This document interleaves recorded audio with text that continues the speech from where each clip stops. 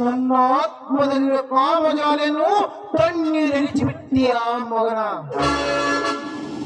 ಲೇ ಭದ್ರ, ಅದು ನಂದಿತೆಂದರೆ ಅದು ನಿನ್ನ ಮುಟ್ಟಾಳತನ.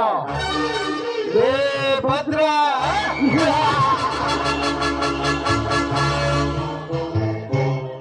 ನಾ ಬಯಸಿದ ಹಕ್ಕಿಯನ್ನು ಒಂದಲ್ಲ ಒಂದು ದಿನ ನಾ ಸುಖ ಅನುಭವಿಸದೆ ಹೋದರೆ